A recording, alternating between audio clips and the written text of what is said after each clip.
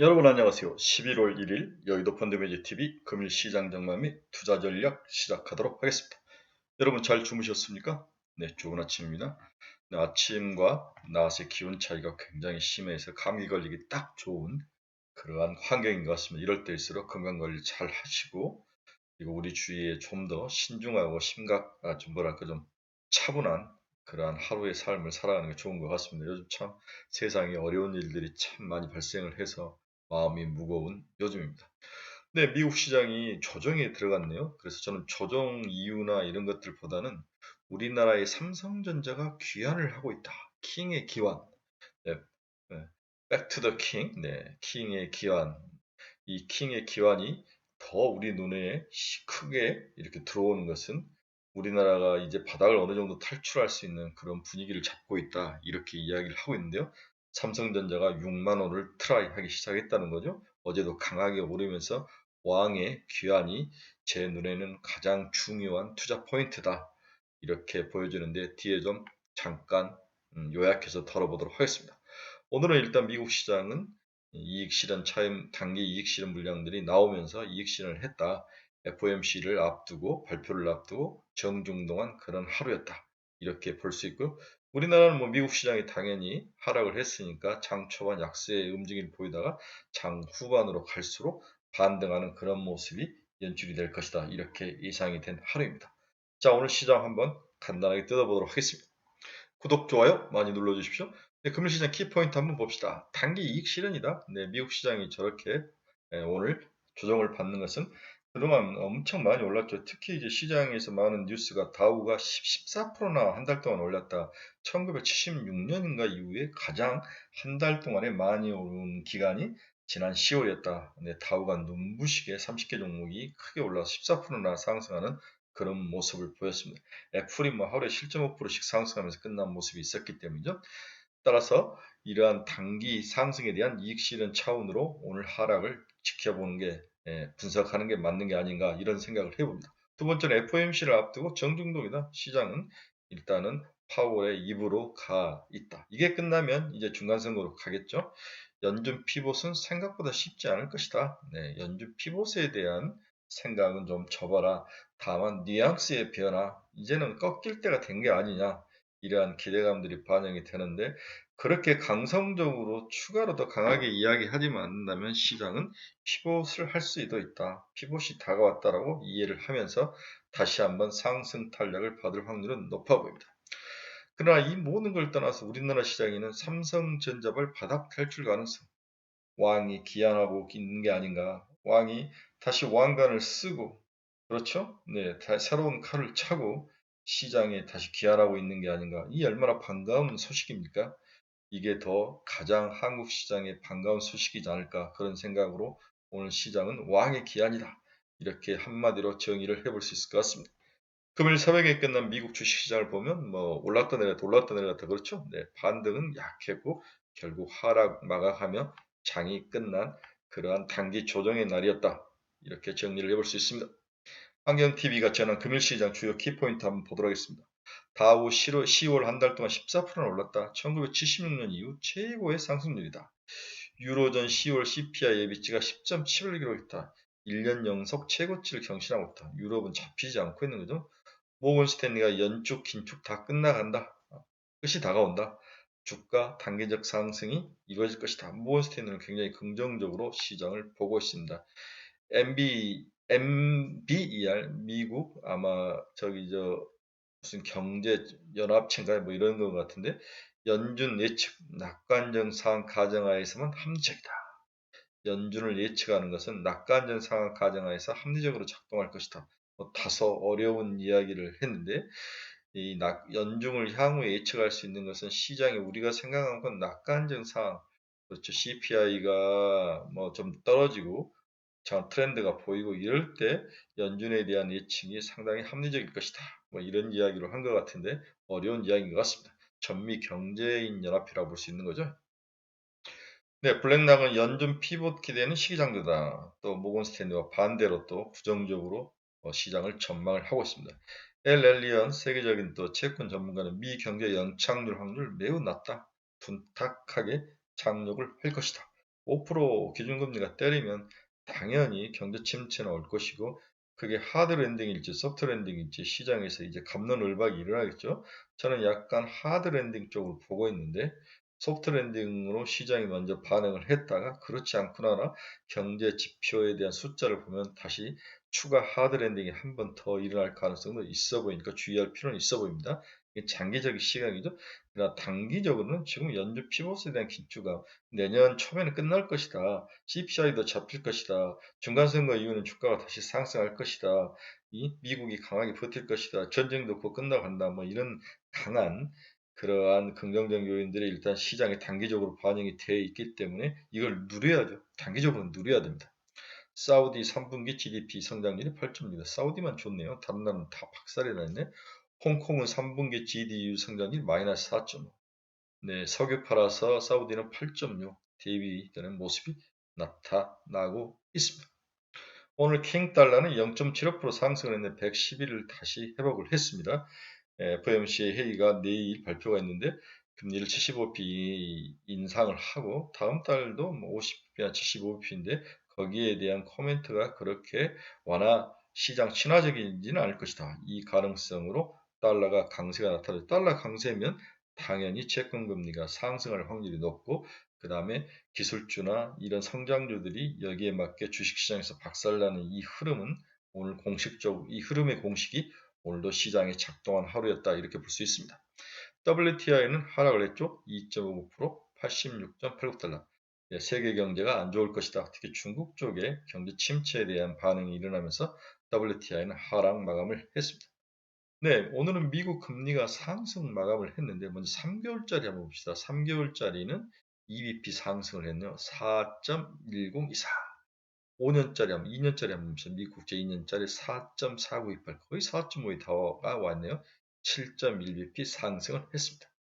미국 10년짜리 국채를 보면 4.060 다시 4%대를 회복을 했네요. 5bp 상승하며 마감을 했습니다.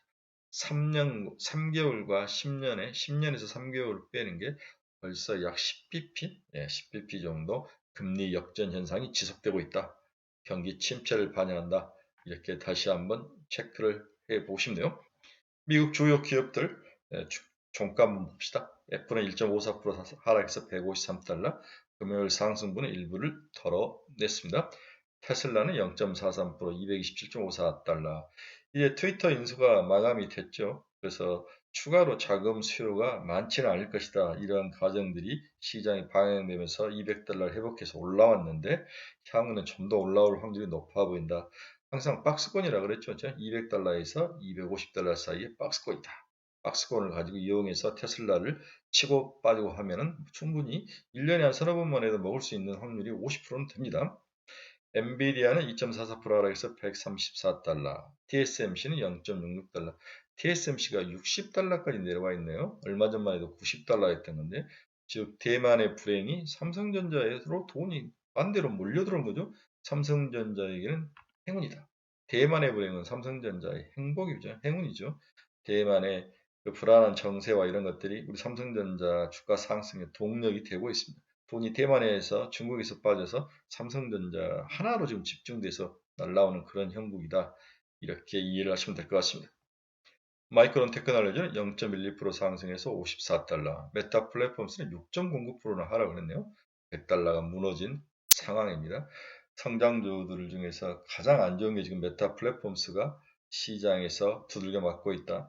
얘들은 메타에 대한 너무 과한 투자, 좀 추상적이죠. 메타 시장이 형성되다가 말아버리는 이 상황, 이게 좀 메타 플랫폼스에 치명타를 가하고 있는 게 아닌가 그런 생각이 듭니다. 회복하는데 당분간 시간이 좀 많이 걸릴 거로 보이고 있습니다. 우리나라도 메타 관련 종목들이 거의 살짝 고개를 들면 다시 고개를 떨구며 바닥으로 처박는 그러한 모습이 나타나는데 참 안타까운 일이죠. 회복을 하는데 시간이 좀 걸릴 것 같습니다. 하지만 지금은 견디는 방법밖에 없습니다. 주가가 50% 이상 빠지면 무조건 견뎌야죠. 돌아오는 순환매를 기다리며 견디는 그 고통과 인내의 시간만이 유일한 전략이고 대응책이라고 볼 수 있습니다. 노블록스도 2.25% 하락해서 44달러. 네, 비트코인은 2만 달러를 지키고 있지만 1.19% 하락하며 마감을 했습니다. 네, 금일 시장 전망을 한번 봅시다. 미국의 신용카드 사용량이 증가를 하고 있다. 한번 그 내용이 뭔지 한번 알아보도록 하겠습니다. 미국 신용분석업체 맥키펙스에 따르면 미국의 9월 신용카드 사용잔액이 9,160억 달러로 코로나19 이전 2019년 12월 수준으로 뛰어올랐다. 신용카드 사용량이 늘어났다는 거죠. 이는 코로나19가 한창이던 지난해 4월보다도 23%나 높은 수준이다. 신용카드 이용액이 증가한다는 것은 3분 월스트리트에서 전해진 대로 초과 저축을 다 쓰고 이제 미국인들이 손쉽게 쓰는 카드에 의존해 소비를 하고 있다. 이렇게 김영필 기자는 이 부분을 이렇게 해석을 했습니다. 취약계층이 빚에 의존해서 소비를 유지하기 시작했다고 해석을 해야 되겠죠? 네. 취약계층이 이제 카드빚을 내서 소비에 의존을 하고 있다. 소비를 하고 있다. 안 좋은 이야기죠. 이와 같은 증거는 신용카드 발급이 늘어나고 있는 내 원인을 찾을 수 있다. 이렇게 기자는 분석을 하고 있네요. 올 들어 7월까지 미국에서 4,700만 개의 신용카드가 새로 발급됐는데 이는 전년 대비 17%나 증가한 수치이며 이 중 960만 장이 신용점수가 620점 이하의 저소득계층에서 발급이 이루어졌다는 거죠. 신용점수가 669점까지가 하위 33%라는 점을 고려한다면 향후에 부실 가능성이 상당히 크다는 의미로 해석을 해야 된다. 이렇게 해석이 됩니다. 당장 소비를 떠받칠 수 있겠지만 금리 상승과 맞물린다면 카드 부실과 소비 감소로 이루어질 확률이 높기 때문에 좀 관심을 가지고 향후에 뭔가 미국 시장을 떠받치고 있는 고용과 소비 한 축이 무너질 수 있다. 이러한데 우리가 촉각을 세워야 되는 게 아닌가. 부정적인 부분이지만 우리가 좀 관심을 가져야 될 부분이다. 이런 이야기가 있어서 제가 한번 오늘 여러분들에게 소개를 시켜드린 겁니다. 우리나라도 이제 신용평가사가 개인의 신용점수를 다 매기는데 580에서 660건 뭐 페어, 300에서 507은 푸어, 이 두 개가 미국 하층 33%의 모습이 나타납니다. 여기서 신용카드 발급이 많이 늘었다는 것은 이분들이 이제 신용카드로 소비를 지탱해 가는 아주 안 좋은 소식이다. 이렇게 이해를 하시면 될 것 같습니다. 자, 그러나 단기적으로 삼성전자가 움직이고 있다. 앞에도 우리가 킹의 기환에 대해서 우리가 좀 관심을 가져야 되는 게 아닌가가 오늘 한 줄의 핵심인데 주식의 경우에도 베어마켓에 대한 기대치는 다소 낮출 필요가 있으나 최근 삼성전자가 강하게 바닥을 치고 올라오고 있어서 과거와 다른 모습이 관찰 중이다. 삼성전자 바닥 탈출 이유는 일단 중국과 IT 자금의 탈출을 들 수 있죠. 네, 중국과 대만의 무력 충돌 가능성, 물론 가능성은 낮지만 이 두려움들이 거기에 들어가 있던 IT 자금들이 일단 빠져나오죠. 그 다음에 시진핑 4년민 대만 관련 충돌 위험은 글로벌 IT 자금의 중국 탈출을 이야기하고 있다. 여기에 돈이 삼성전자로 유턴해서 들어오고 있는 거죠. 여기에 삼성전자 저평가, 휴 추스터 반대로 인한 강한 자신감, 이재용 회장의 새로운 출발, 파운드리 육성 전망, 반도체 가격 바닥 도달 이런 다양한 스토리가 만들어지면서 삼성전자 이퀄 한국이죠. 이런 공식이 작동하기 시작하는 그런 모습이 보인다. 제가 보는 가장 긍정적인 포인트죠. 결국 반도체 치킨 게임 우려가 과도하다는 인식작용과 애플과 삼성과 같은 시장 지배력인 종목들이 나중에 실적 차별화해서 과점과 승리자가 될 것이다. 이러한 것들이 시장에 반영이 되면서 삼성전자로 돈이 몰리고 있는 것은 사실인 것 같습니다. 자, 결론적으로 오늘 한국 시장은 미국 시장 조정으로 인한 센티 약화와 단기 이익 실현 움직임으로 장 초반에는 좀 약세가 이어질 것으로 전망이 됩니다. 그러나 삼성전자발 바닥 탈출 기운이 이어진 가운데 납폭 가계 업종에 대한 바닥 탈출이 랜덤적으로 나타난다. 뭐가 올라올지 모르는 거죠. 온갖 잡지들이 지금 다 올라오는. 어제는 이제 식량 관련 이런 종목들이 다시 올라오죠. 네, 소련이 우크라이나에 대해서 식량에 대해서 인정을 해주지 않겠다 이렇게 공격을 하겠다 뭐 이런 식으로 다시 나오면서 다시 식량 위기가 시장에 나오기 시작했습니다. 2차 전지는 양극재에서 장비 업종으로 확대가 지속될 것으로 보이며 PNT, 하나기술, TSI 등 이러한 장비 관련 기업들이 양극재의 10%밖에 시총이 되지 않는 그러한 상황으로 2차 상승이 전망된다. 작은 우상향 고래일 수도 있다. 이런 가정이 굉장히 시장에 좀 먹혀 들어가고 있는 상황이다. 초기 단계다. 이렇게 볼 수 있는 거죠. 그래서 관심 있게 봐야 할 종목은 PNT, 하나기술, TSI, 대브마그네틱, 이노메트릭, 성일하이텍, 코스모학 같은 종목들을 다시 한번 봐야 된다. 매출액, 영업이익, 퍼, 에비에비타 한번 쭉 보시기 바랍니다. 제가 이제 유튜브로 이 관련된 것을 3개의 섹터로 만들어서 올려놨으니까 여러분들이 한번 관심 있게 들으면 도움이 될 것 같습니다. 이 중에 1번은 PNT죠. 네. PNT 정도는 한번 사서 지금 48,000원대니까 6만원대 전고점까지 한번 들고 가는 전략도 나쁜 전략은 아닌 것 같다. 이렇게 오늘 시장을 정리를 해보고 싶네요. 황해기관, FOMC를 앞둔 정중동, 미국은 단기 이익 실현, 이 3개의 문장으로 오늘 하루를 정리해 볼 수 있을 것 같습니다. 여러분, 오늘도 그렇게 나쁠 것 같지는 않습니다. 한국 시장은 좀 희망을 가지고 적극적으로 시장에 어느 정도 좀 참여를 하는 게 맞는 게 아닌가. 지금 빠져나갈 때는 아니다. 이런 생각이 들죠. 여기서부터 10% 올라오면 30% 이익 실현. 이 정도는 충분히 가능한 전략이다. 뭐 저거 살 게 없으면 이 2차전지 장비 업종 중에서 PNT 정도 타도 괜찮다. 이런 생각이 듭니다. 여러분 감사합니다. 내일 뵙겠습니다. 즐거운 하루 되십시오.